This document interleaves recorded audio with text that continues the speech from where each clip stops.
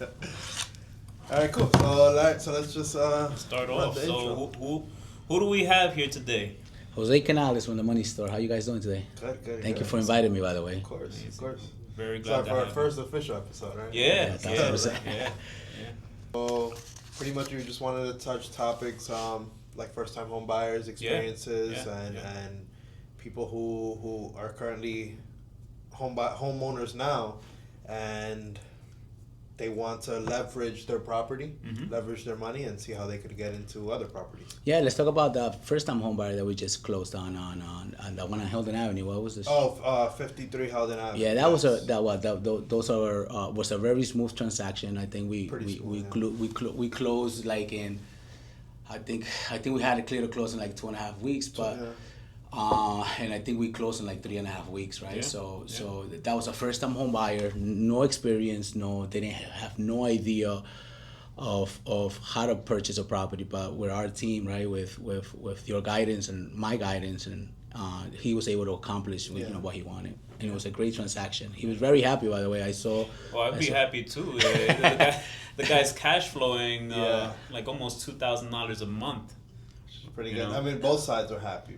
Both sides. It was a win-win. Those are the best transactions. Yeah, that's what I tell people. People I have experiences that people don't want to. They want to stay away of. I mean, the prices are what they are right now. If you buy a multifamily that you need probably 3 bedrooms on each floor with a finished basement or a finished attic, whatever it is, the situation.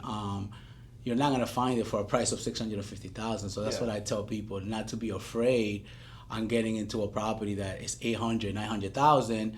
But you're gonna see more of your money for it, right? Meaning, like, you're probably gonna have a 3 bedroom over 3 years and so forth. And I don't know, what do you guys think about that? Have you guys seen that? Like, people trying to stay away a little bit from the crazy prices right now? I feel like that's a lot of feedback that we got with that property. So just to kind of give a rundown, that was a new construction that sold for $925,000, which is the record high in Paterson, New Jersey for that style of property. So we broke record with that one. But so many people, they were so stuck on the price that they weren't looking that the property had like a 5-year tax abatement. Everyone was getting market rent. Yeah, it's for everyone. It was at market rent, getting $2,600 a month. So at the end of the day, when he pays his mortgage off, he still left off. I think it was like $2,200, $2,300, something like that, which is great. And by the way, guys, if it's a brand new construction, I've been hearing from other lenders. I don't know how true it is. Like, how they have the 5-year tax abatement. Well, the Money Store, they only count the 5-year tax abatement. They only count the land taxes to be able to qualify for that particular purchase, because what happens is that we don't know what's going to be the taxes in the next 5 years. Mm-hmm. I heard some other lenders, they want to do the tax rate of what it is now. So what happens is if they want to qualify a person, some banks, they want to qualify a person with the tax rate of what it is now, their taxes are going to be like $22,000, and it's going to be impossible for that person to qualify. Mm-hmm. Now with the Money Stores, if you guys have any issues with new constructions about, with the tax abatement, just give us a call that, we'll handle it, the right way, meaning like we won't count the actual tax rate. We will just count whatever the tax abatement is, Okay. And can you go in a little bit more about what a tax abatement is? Yeah. The tax abatement is when you do a brand new construction, right? When you do a brand new construction, some cities, right? Let's talk about Paterson right now. We just closed a property in Paterson. When you build a brand new construction, Paterson is giving you a 5-year taxes. That's like an incentive that they're giving you to be able to do the new construction, right? So because they want to push in these new builds. Right. And I'm pretty sure there's other cities. I'm pretty sure. Newark. I know Newark does it. Irvington probably does it too, and so forth. So Elizabeth has them too. Those tax abatements are huge, right? Like you said before, this other one that we closed on Hilton Avenue. The person that bought the property is living in the property practically for free, right? So I don't know how much income they're generating. They bought it as a primary residence, so so they were able to.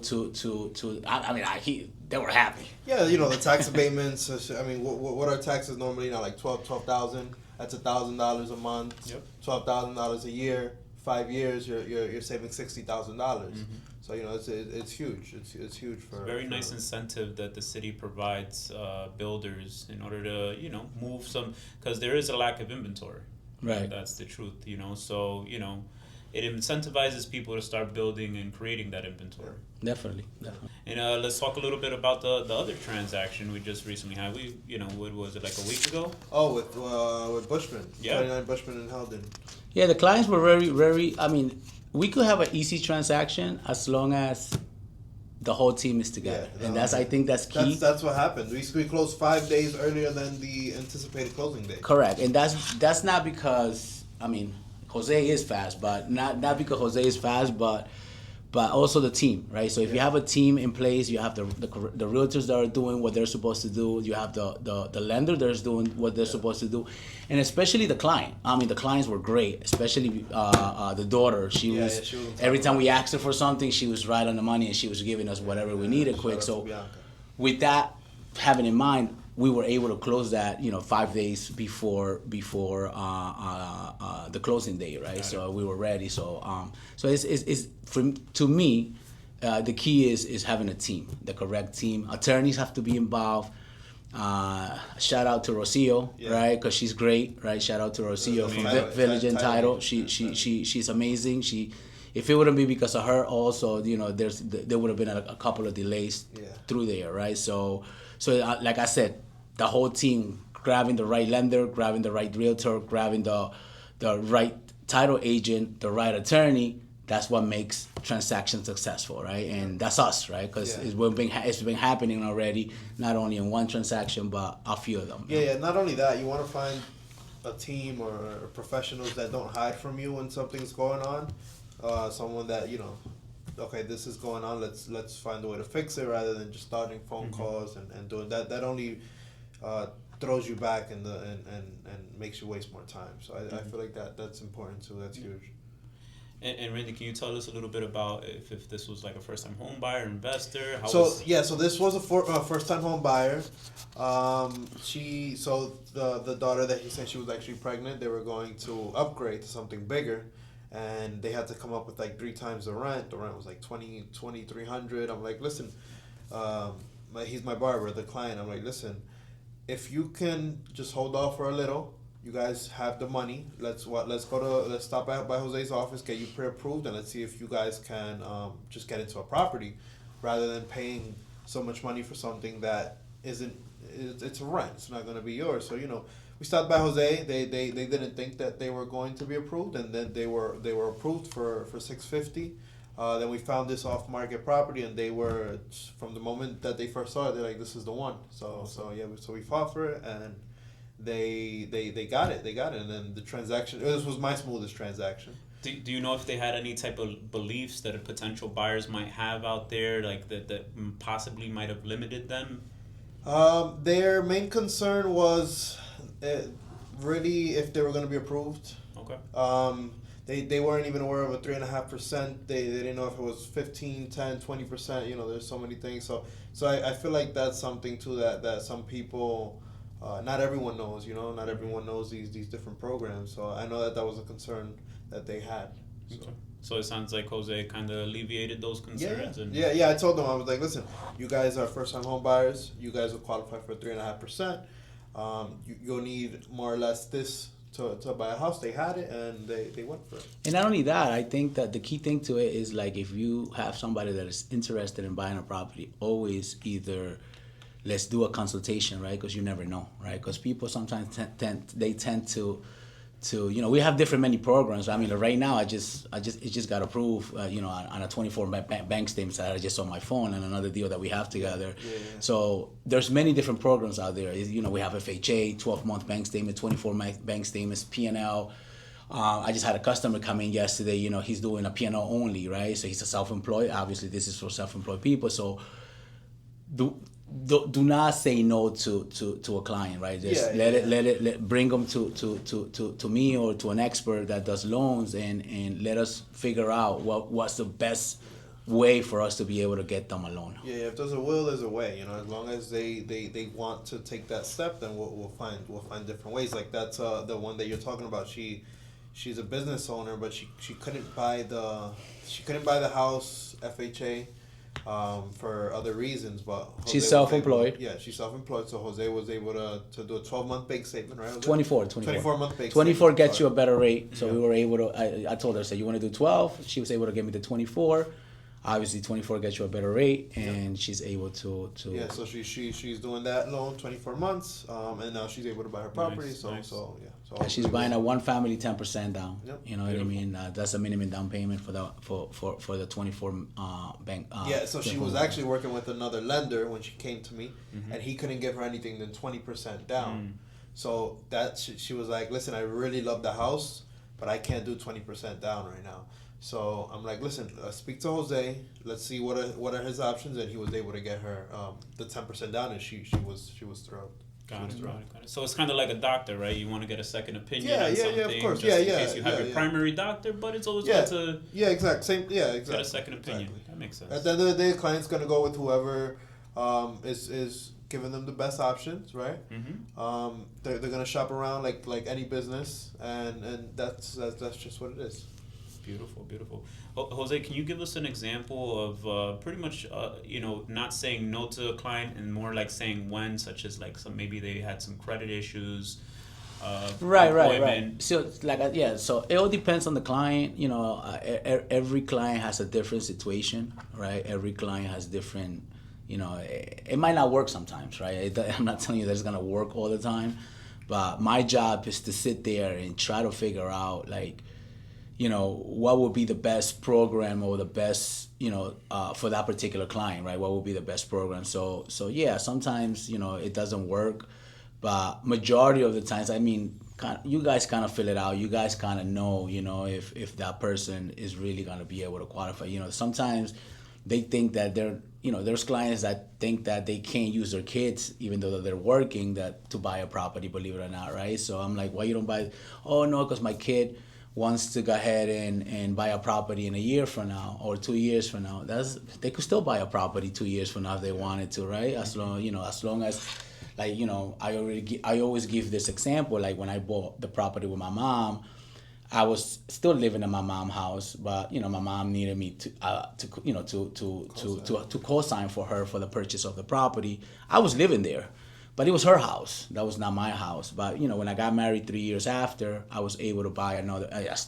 The house was still under my name, but I was able to buy another property as long as I could prove that my mom was responsible for the last 12 months, that she made the payments. Then I was able to go ahead and buy another property. So a lot of people don't know that, right? A lot of people do not have. They think that they don't want to put the burden on their kids on them co-signing, but that's not the case. So when you sit with a professional and you explain it to them, then it's very clear, right? So I just had a phone call today too about the same question that I'm telling you right now, that they didn't want to put the daughter into the loan because the daughter was telling her that she's thinking of buying about 2 years from now.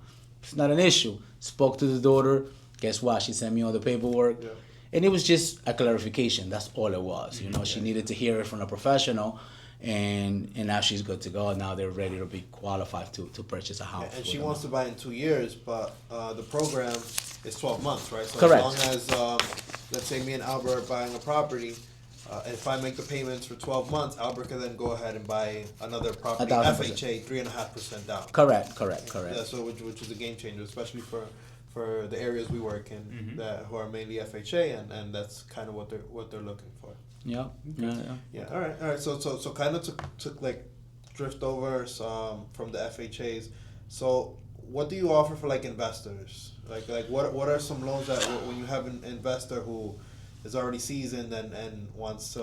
Oh, we're doing a lot of DSCR loans. DSCR loans. Yeah. So what's what is a DSCR loan pretty much? It's pretty much it's a debt service, meaning like the coverage, you have to make sure that your mortgage is equal or I mean your rents are equal or more than your mortgage. That's basically it, right? So it could be, you have some investors that you could go a little lower.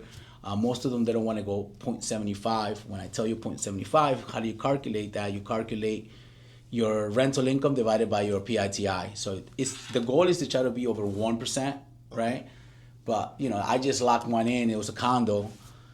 It's a 1-bedroom condo in in Nutley, I couldn't get no more than $2,100 in rent. With the HOA and everything was coming out to $2,250.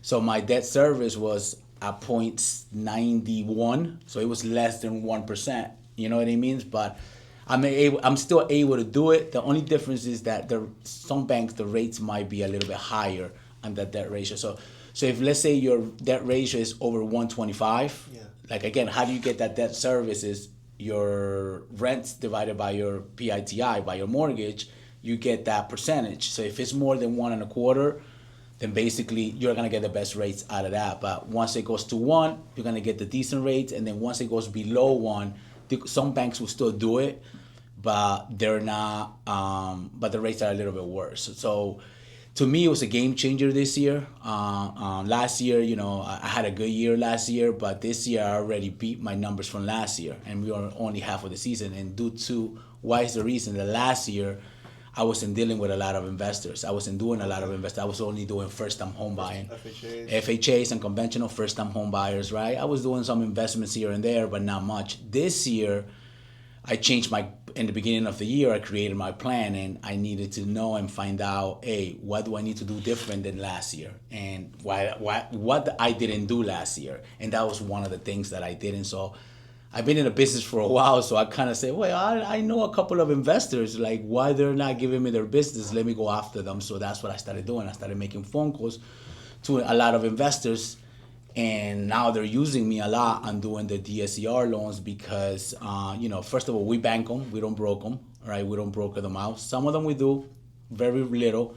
But majority, I would say 90% of all our DSCR loans are in-house, right? So with that being said, we kind of have control of when we want to close the deals or not. So it's been helping. It's been a huge, like I said, I already beat my numbers from last year, and it's because this year, first-time home buyers and investments, I'm like a 60-40%. 40% is investing, which I didn't do last year. Yeah. I think I only closed one deal last year, and it was a streamline. Like, you know what I mean? Yeah. It was like a regular loan. Yeah. But I'm doing, like, right now, my pipeline right now is like I'm closing probably about 3 to 4 deals a month in just DSCRs. Right. That's awesome.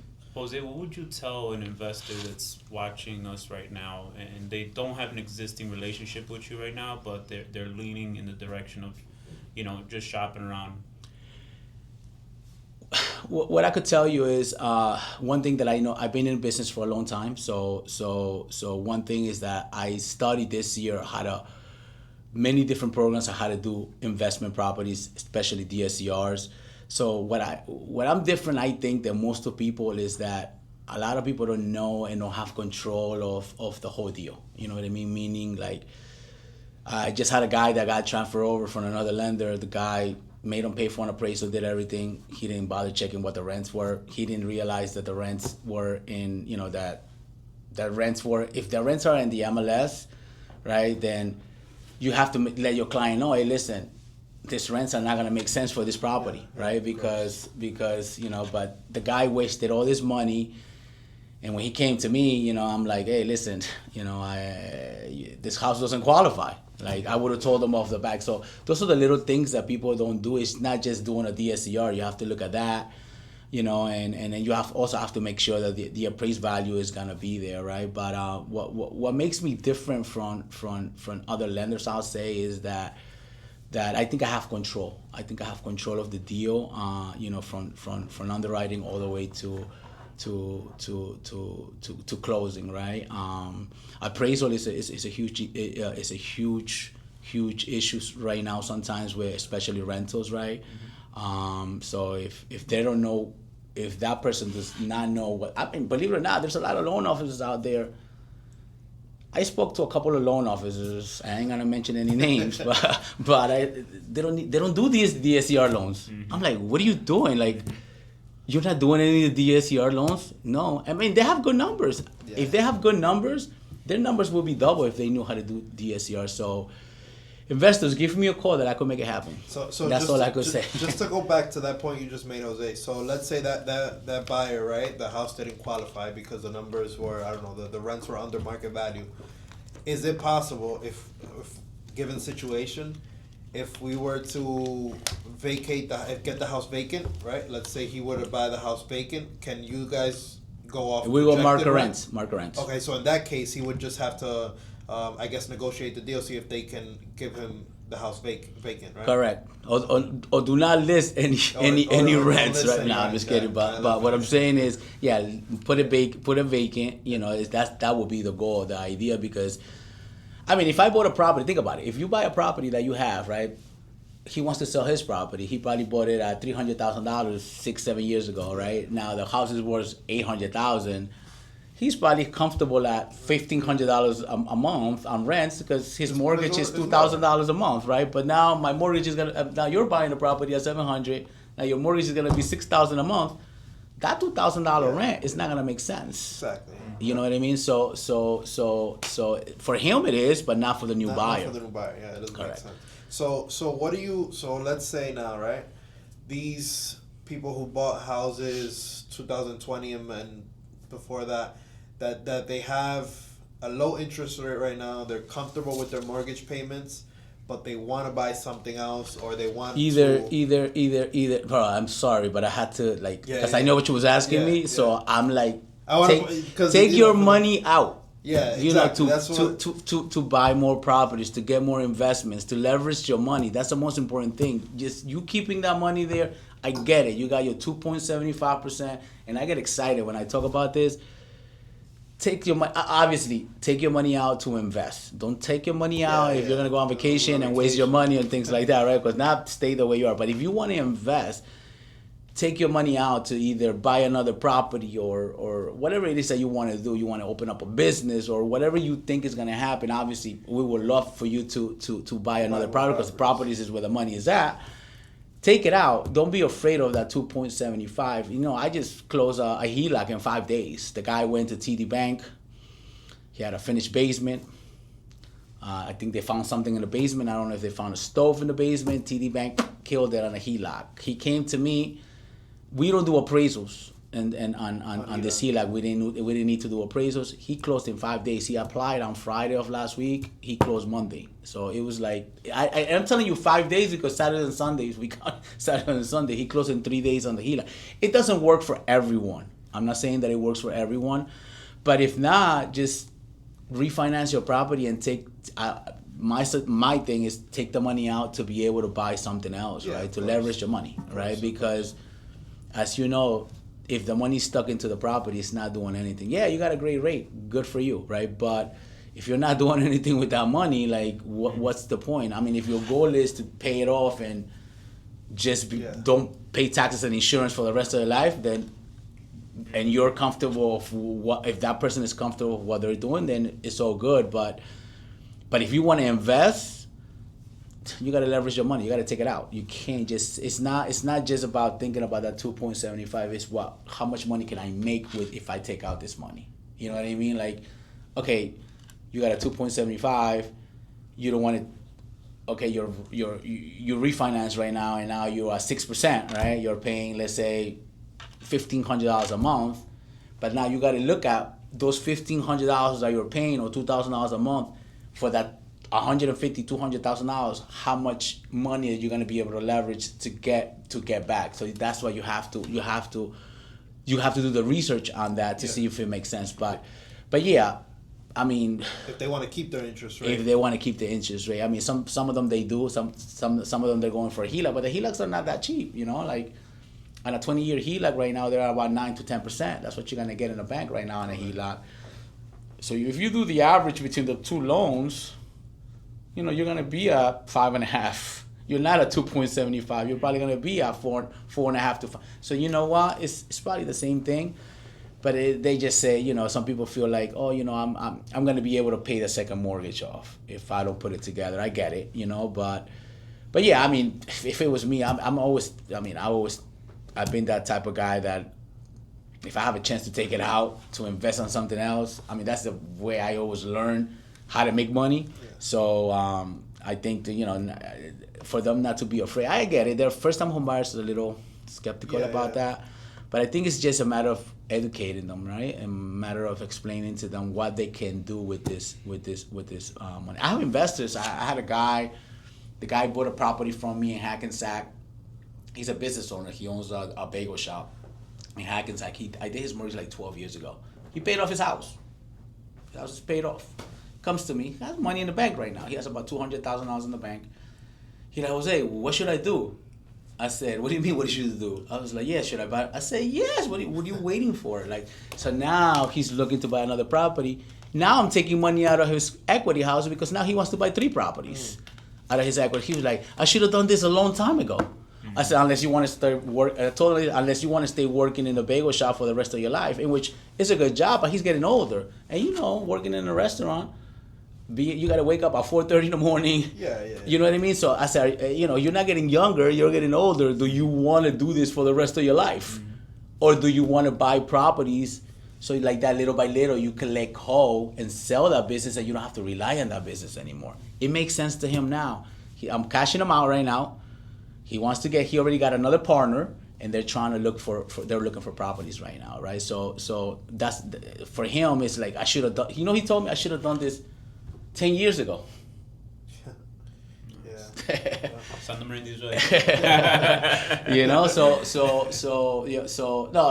was a referral from the realtor, so I had to give it back to that realtor. So but that's another thing about Jose that is very fair. So anybody that he's refinanced or they're looking for another house, I've gotten from a lot of my past clients to reach out to Jose, and Jose sends them right back to me. So for those realtors out there that are a little bit skeptical about that, Jose's always done the right thing. Yeah. That's a beautiful thing. So just to recap, anybody that has golden handcuffs with these rates, don't be afraid. Call me. Just call you. Yes, call me. Call me, and I explain it to them. Try to make sense of it, and we'll take it from there. So Jose, how do we do with? I get calls all the time. People have a lot of money in the bank or a lot of money under the couch, and they want to buy a property, but on paper they don't make enough to qualify. Investment property. If they have a lot of money, we could do a DSCR loan. We don't need seasoning. We don't need seasoning. And so in the bank, the only problem is that you're gonna have if you deposit all that large money into the account. So you gotta deal with the bank. But if the money is in the account, as long as the money is there, on DSCRs, there's no seasoning on DSCR. What is the minimum down payment for a DSCR? 20%. 20%. You could do 15, some of them, but the ideal is 20%. 20% is the easiest thing. I have investors, for example, like there's a lot of investors that they don't do first time investors. So let's say you live at home and you have money and you want to buy, but you never own the property, you never own anything. There's a lot of investors that won't do it for you unless you own a primary residence or you have an investment property, right? But I have a couple of investors that do it with no, they don't care. As long as you have the money, you got the credit score.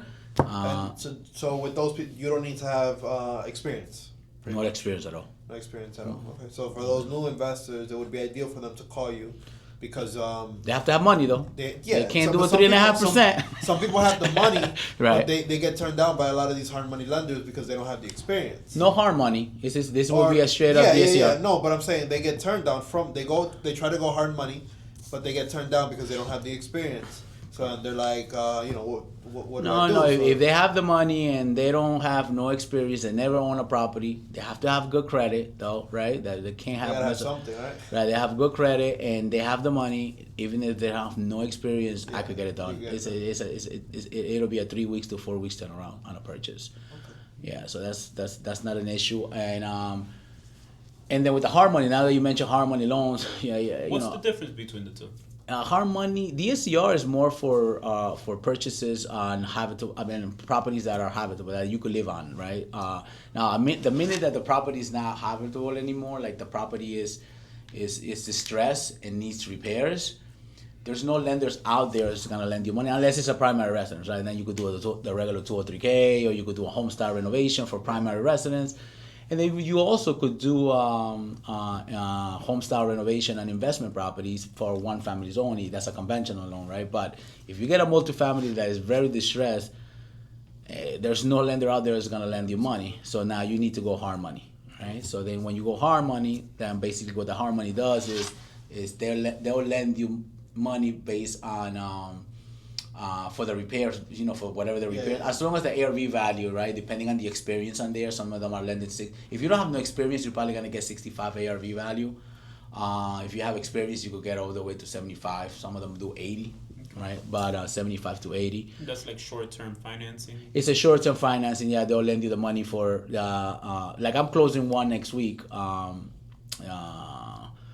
We're closing one next week in Long Branch.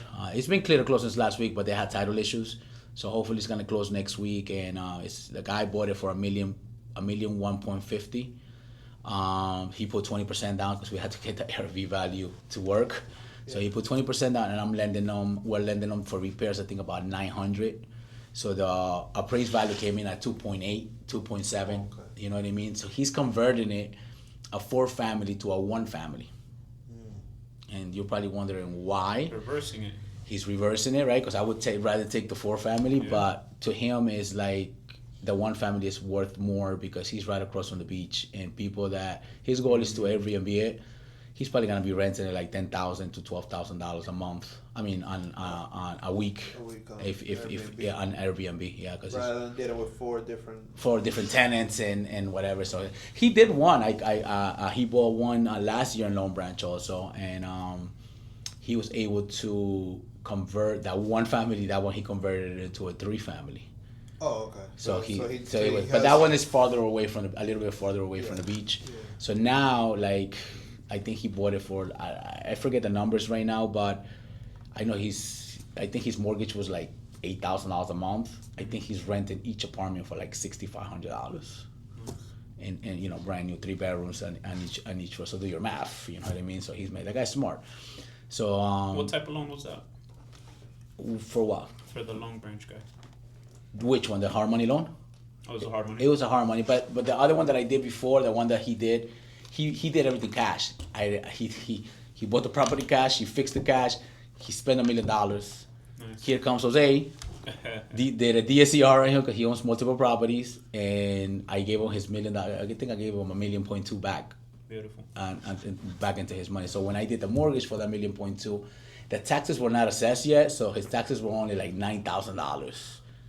So his mortgage was like $8,000 or something like that, including taxes. But he's renting. I think I just heard from the realtor that he's renting it for like $5,500 or $6,500 each unit. You know what I mean? So, he's good with that. Beautiful. And he got his money back. Nice.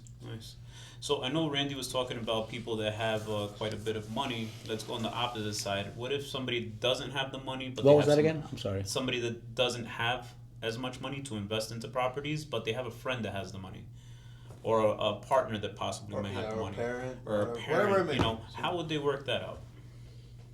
But they don't have. Okay, so that person doesn't have the money, but somebody that's ambitious. They're like, you know what? I want to get into real estate. And my dad is gonna lend me the money. Pop's got the money.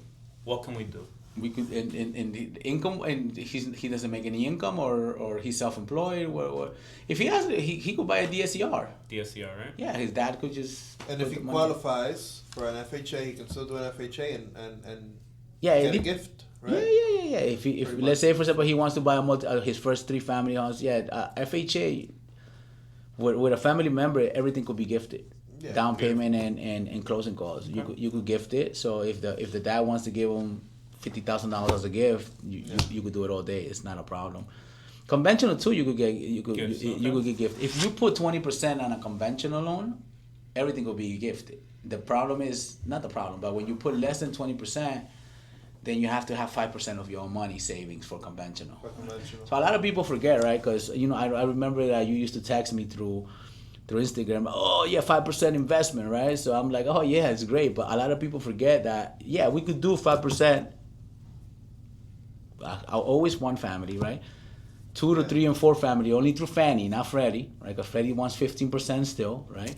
So Fannie, and this is across the board, when you buy it with 5%, a lot of people forget to tell you, first of all, it's not an investment property. It is an investment because you're making an investment to buy your primary residence, but it's a primary residence. It's not an investment like people made it seem like it was an investment. Mm-hmm. And the other thing is that people forget to tend is that once you run it through desktop underwriting, which is DU, we call it DU. Every lender knows exactly what I'm talking about. It's going to ask you for 6 months reserves. So they forget to tell your client, hey, listen, when they put it on social media, oh yeah, you could buy it with 5% or whatever, and then when the problem comes is like, I know if you don't have 6 months reserves, you're not gonna be able to buy a primary residence, conventional multifamily, right? So that's the case, right?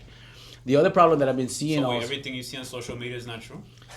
Nah, except us though.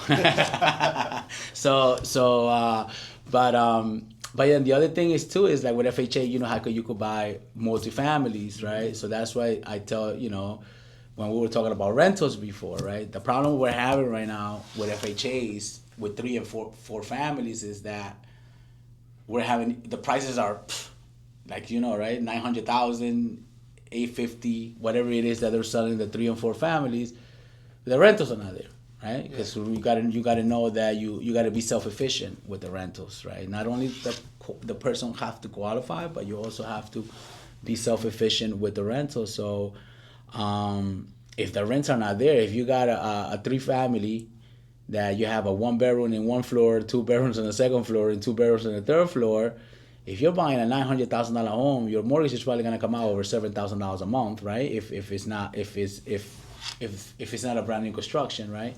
So guess what happens? If you got a 1 bedroom, 2 bedroom, and 2 bedroom, your rentals are not gonna be sufficient because you got to multiply your total rents by 75%.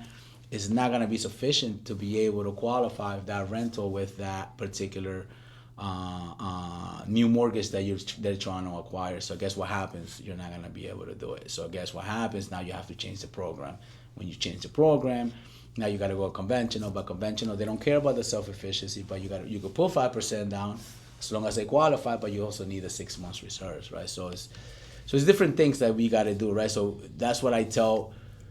When I get a 3 or 4 family, that's the first thing I'm doing. I'm looking to see if it's FHA, if the rentals are gonna work. Because if the rentals not gonna work, if the rents are not there, then how are we gonna make it happen? I'd rather not do the deal, to be honest with you, because then it's gonna create headaches. So that's what it is. And believe it or not, there's still a lot of loan officers out there that don't even check that. And then once they put the loan in, I'm like, oops, it's stuck. Yeah. And I've been seeing now that there's a lot of loan officers that they're just giving everyone pre-approvals, and they're not really going through. Not everyone. There's some good ones out there. Yeah, so I kind of want you to. Go in depth. Nah. Listen, I know a lot of good ones. There's a lot of good ones out there, But I mean, I've been seeing. I stole the deal from somebody else. And they came to me. No, I didn't steal it. They gave it to me. But the guy didn't even qualify. Like, I don't know how the person the person gave him a $900,000. I'm like, bro, and she made me like, I've been doing this with. I was like wondering. I was like, am I doing something wrong? So I had to send it to Marichelle, to one of my loan. I said, yo, can you qualify this person, because I don't know how this person it's not working for you, right? It's not working for me. She's like, no, this person definitely not qualifying. Yeah. And I'm like, oh, okay. I thought I forgot how to qualify people, but yeah, believe it or not, it's people out there that are giving. Believe it or not, I mean, there's a lot of good loan officers, and I don't want to say experience counts, right? But I think that, experience does count sometimes. You know what I mean? I mean, there's a lot of good new ones. I mean, I don't want to, I think experience matters. Yeah, it does. But there's a lot of good new ones too, though, that care. I think who you work with most matters. Right? Yes, because correct. There's a lot of new professionals that are just as good as some, Or sometimes they might be with the wrong team, I mean, if you have a loan officer that the manager doesn't really care about him or her, you know what I mean, and they're not going over their stuff, you know what I mean, and they're not paying attention. Guess what? That it's like real estate, right? If you have a new person that doesn't know how to write a contract, and if your team leader or whoever it is not telling you what to do, then guess what? He's gonna keep sending the incorrect contract all the time, right? So it's the same exact thing. I believe it's the same exact thing it depends on the team. So, what would you tell somebody that they get serviced by their bigger bank? I don't want to name names, but their bigger bank, and they go over to them to get pre-approved for them. What's the difference between, let's say, the money store and them going to whoever they use for their savings and their checking account? I don't like to knock any Of course. lender or banks anybody down, but the reason that I choose to work for a mortgage company is because I'm able to help everyone, right? So let's say, for example, I know that if you go to a regular traditional bank, they won't take nobody with less than 640 FICO score. If you have somebody with a 586 FICO score, they won't do it. So guess what? A lender would do it. I mean, I'm a mortgage bank. We're mortgage bankers, right? You have, I don't know if you guys know the difference. You know, you have your. So what is the difference for those who? So you have the banks where those are the first chartered banks where you could open up your checking accounts and whatever, and they also do home loans, right? But I feel, and this is my personal opinion, I feel that they choose to pick whoever they want to do their loans to, right? Because they don't want to do a 580 FICO score. That's choosing and picking. Because if you want to do an FHA loan, that's an FHA guideline, right? But they do overlays, right? So, and then you have the bankers like us that we have the same license as for lending homes as Chase or whatever it is, and we're direct. We have our own in-house underwriting, right? And we, us ourselves, the money store, we keep, I believe, 75 to 80% of all our loans. We don't sell them, right? We service their loans ourselves. So it's good for us, right? When the refi boom comes in, it's going to be a lot easier for me to streamline people if they're within the mini store. So let's say, for example, hopefully I don't think it's going to happen, but let's say it drops again to 2%, right? But then the people that are getting the 6% to the 7%, I could do a streamline. In the process, it becomes a little easier if we're servicing the loan because we don't have to escrow. We keep the same escrows that they have because everything is in-house, right? Versus if you go to a different bank, then you have to, they're going to have to refund the escrows to them, and then we have to get new escrows from them, and it just becomes a little bit complicated, right? But and then you have the brokers, right? So bankers is we underwrite our own loans, we close our own loans, and well, not every banker does, but the money store do. We service, like I said, 78% of our loans. We don't sell them. And then you have the brokers. The brokers are the ones that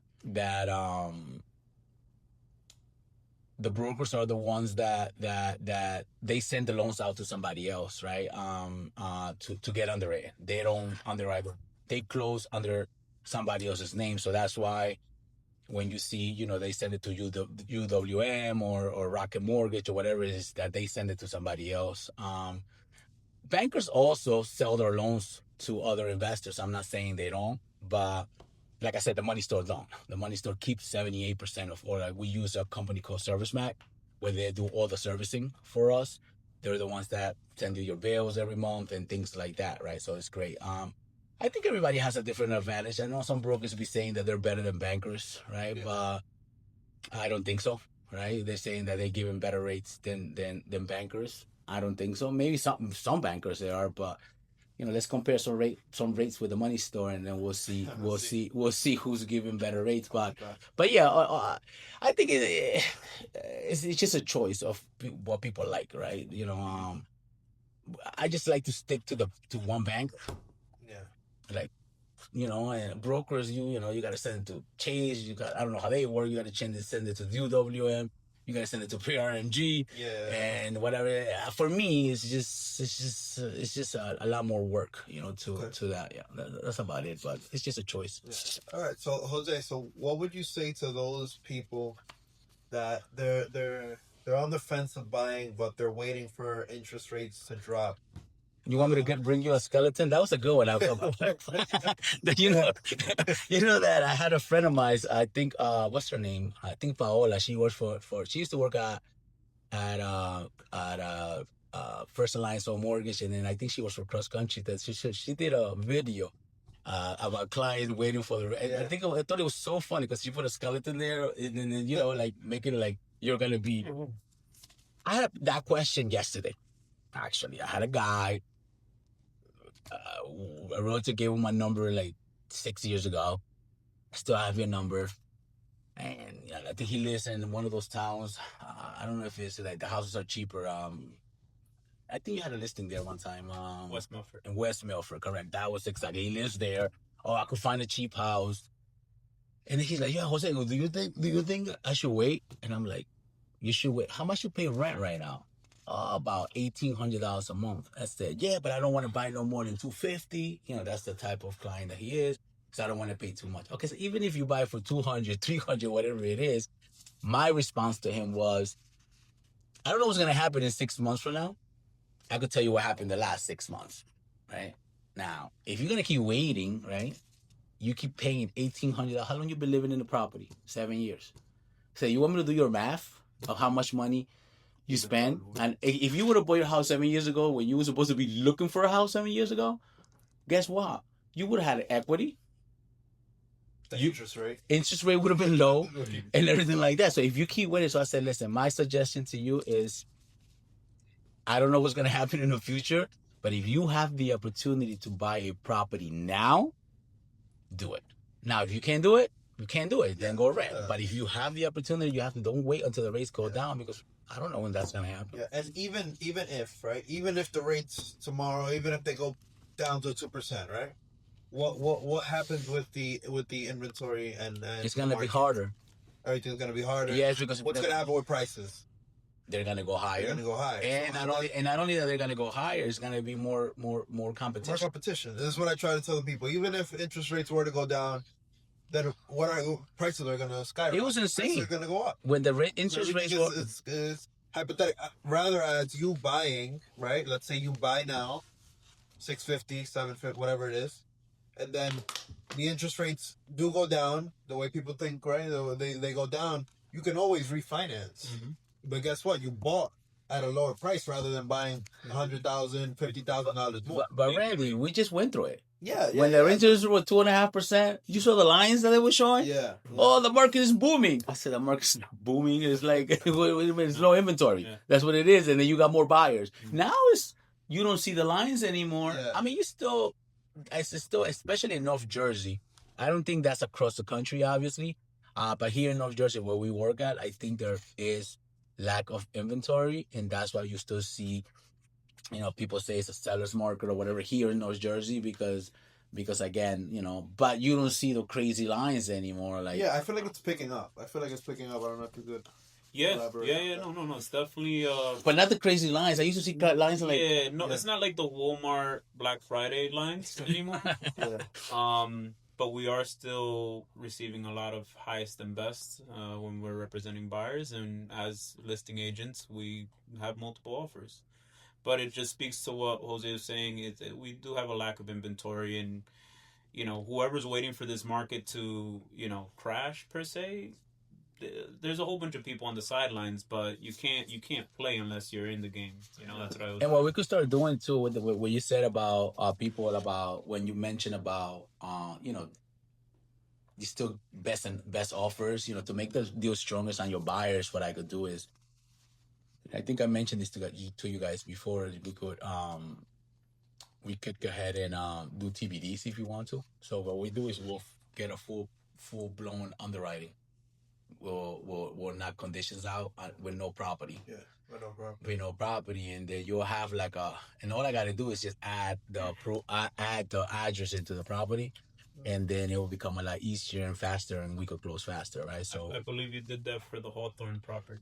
Yeah. I haven't done it as much, but we have that option, right? So if you feel that a person, let's say, it's gonna be hard, right? Especially, I don't know why.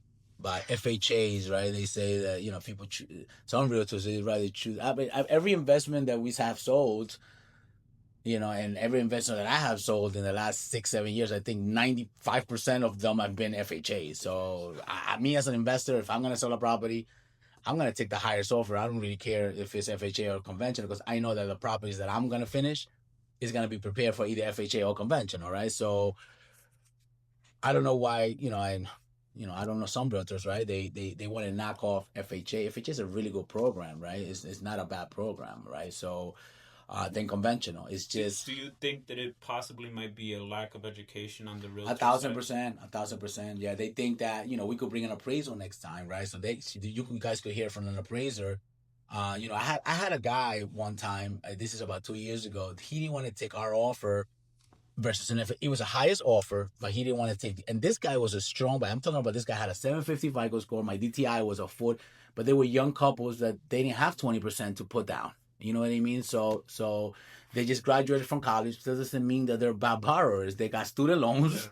but they could still afford the property, right? So this broker told me, and I'm not gonna mention any names, but I don't even remember his name, by the way. But he tells me, "Oh no, I'm not gonna take your offer. I've been doing this for 20 years. I've been an appraiser myself, and I know that FHA appraisals are different.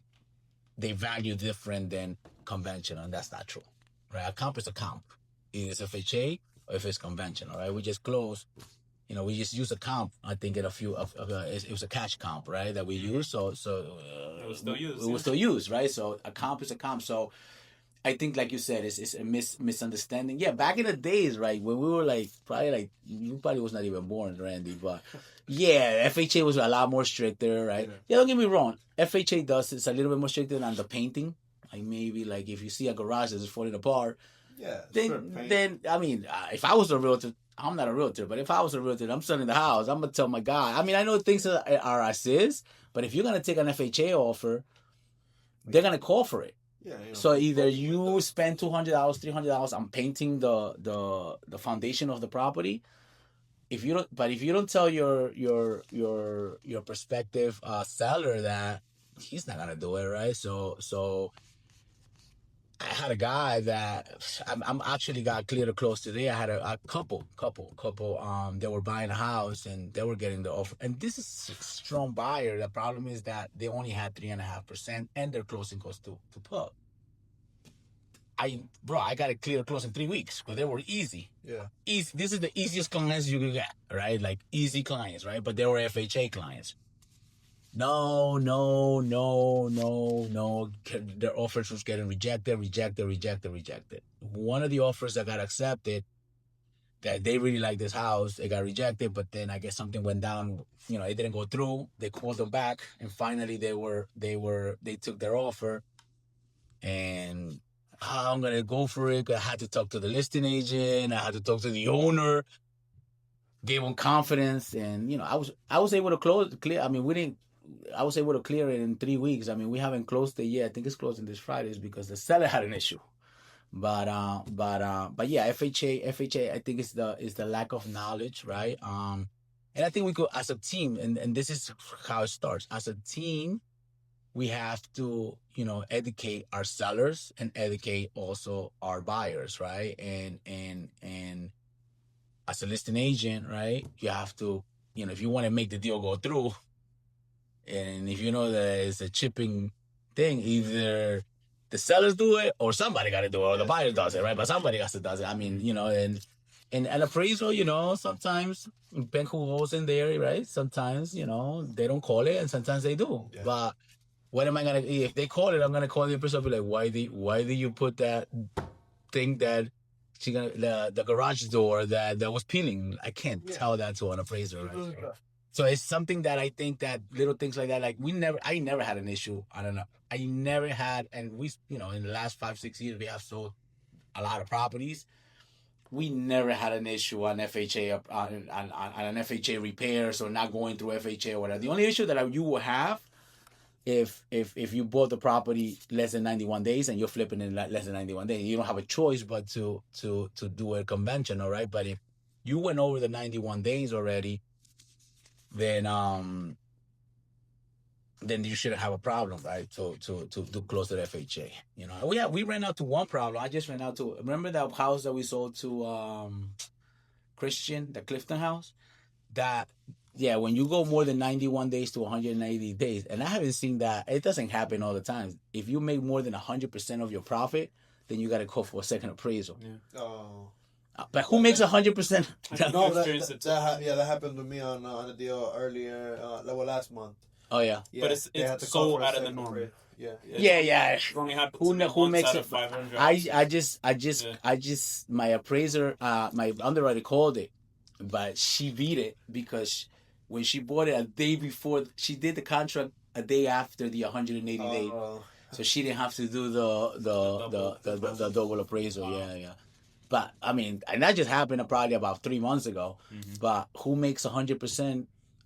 That would be nice if you make 100% on everybody different. No, if let's say you buy a flip, and you're selling it in the 100th day, but you're making 100% of what you bought it for, like you doubling up your money or more, you have to do a second appraisal. Yeah. Now, if you're not making more than 100%, if you do it after 91 days, then you don't have to do a second appraisal. Yeah. I think this happened like 2019, right, Christian, or something like that. Yeah, and then it never happened again until I just saw it again. Almost, she barely beat it because she was gonna do a second appraisal because I think the underwriter read the wrong date, and then when she sent me the HUD when she closed, oh no, wait a minute, because she noticed it. She was like, I beat it by 1 day, so I sent it to the underwriter, and we didn't have to do the second appraisal. She didn't even do it on purpose. I'm gonna be honest with you, because it just happened. She got lucky. Coincidence. It was a coincidence, yeah. So Jose, can we touch on a little bit about these programs that are offering assistance for like down payment and things like that? Yeah. I don't do a ton of it. I'm not gonna lie to you. And be like, here's here, and I'm not gonna lie to you guys either. I mean, they are there. But the problem is that I don't do a lot of them is because a lot of people don't qualify for it. So let's say, for example, the NJMFA is a great program, right? Whoever tells you there's not a great program, that it's not good, I'm against it. It's good for the right person, right? So, and if you know how to do it, I just closed one about 3 months ago. A house in Wayne, she was able to get $22,000, right? And I know a couple of lenders out there, and shout out to you guys, that are doing it too, right? So it's a great program, but unfortunately, in the market that we are right now, right? Maybe if I was to live in like Hamilton, New Jersey, I'd do a lot more because the price is a lot cheaper. But here, you can't go over a certain income. Yeah, you need a 620 FICO score, which I don't think that's the problem. I think what we get more is the income, right? Is the income that we could, if you're gonna buy a multifamily for $900,000, $130,000 is not gonna cut it. You know what I mean? You need more than that. So guess what? You already went over the income. And the other thing is the DTI, the debt to income ratio. Just to give you a little bit of background, because we're not gonna talk too much about that. But if you do a regular FHA, we could go up to 56.9%, right? DTI, debt to income ratio. And with the NJMFA, you can't go over 47%. So what does that mean? In I guess our language, right? Meaning that if you qualify for FHA for an $800,000 home, most likely on an NJMFA, you're not gonna qualify for like a $600,000 home. So that's the difference between and where you're gonna find a property. In the beginning, I have clients that tell me, "Oh yeah, definitely, I want the NJMFA." So I give her the NJMFA pre-approval, and I also give them the regular FHA pre-approval. Yeah. Both pre-approvals. They never find a property that they're looking for $650,000. So guess what? They have to go up to the 800, and they never use the NJMFA because they're gonna go over the DTI and they're not gonna qualify. They'll qualify for the FHA, but not for the NJMFA. There are a couple of other programs that we have. Interest rates are a little higher, right? So for the DPAs, 100% financing too. It all depends, if the person qualifies or so forth. But I don't do many. I try to look for them though. Don't get me wrong. That's the first thing that I do. I don't stare. The way I work is each client has a different situation and a different. Every client is different, right? Yeah, so what I look for the best program for that client. That's the way I do. I'm not gonna let's say you have an 800 FICO score and you have 20% down. I'm not going to talk to you about FHA, right? Because why would I talk to you about FHA for? So I'm going to look for you for that particular. I'm going to put you most likely into a conventional loan. Not most likely, I am going to put you into a conventional loan. Now, if you have a 625 FICO score and you're buying a 3-family or a 2-family, you're buying a 2 multifamily with a 620 FICO score and you only have 3.5% down and your DTI is a 53, then guess what? I'm not even going to talk to you about a conventional. I'm going to talk to you about an FHA. So every client is different. So what my job is and my team does is we try to accommodate. Obviously, if I could get you and you fall into that NJMFA and I'm going to give you the 15% or the 15,000 or if you even qualify for the 22,000 with the additional 7, right? It's 15 plus additional 7. I'm going to put you in there because it's not. How can I explain it to you? It's not about me. It's about you, right? It's about what is best for you. So that's what the difference is in my team. That's what we look for each client. Now, obviously, if the client doesn't qualify, if they change the traditional mortgage, then I'm going to go to plan B, in which look for the non-traditional mortgages, right? Like I'm going to look for my 12-month bank statements, 24-month bank statement. I tell them, like your client, she wanted to give me 12. I said, give me 24 if you want a better rate. Okay, don't, because 12 is worse rate. Less risk. So things like that. That's what we look for. We look for the best program for each client, and we try to help them as much as we can. And then lastly, for my part, the VA loans, first responders, what's Yes, we have we have a program right now that we affiliated. I have to find out. We just signed out. We're partners with first responders for veterans? for the fire department. Fire. Right, firefighters. So I'm gonna roll up with a program soon that I'm gonna let you guys know that we're gonna be able to help them with a better rate. And maybe what we could do is I don't know if you guys know any firefighters that we could go to their stations and talk to them about that. Yeah. Right. So it's gonna be a great thing. I should be getting that because they just signed me up last week in this area. I'm gonna be the only one in this area for the money store. And it looks great. It looks really great. That we could go ahead and try to help those people, right? Yeah.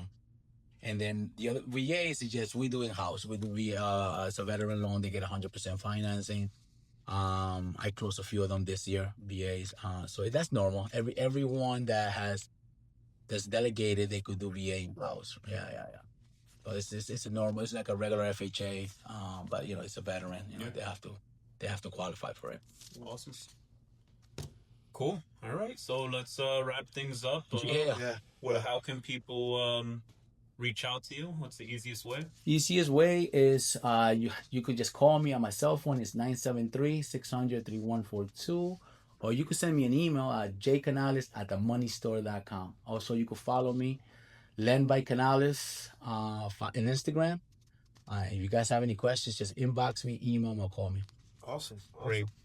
I think it's so many topics to touch. We gotta do a part 2. That's it. That right now, I don't know what to talk about no more. You guys asked me too many questions. All right, man. Thank you for having me, bro. No, thank you. Thank you, Jose. Definitely. Thank you. All right. All right, guys. See you on the next one. Yeah. Yep.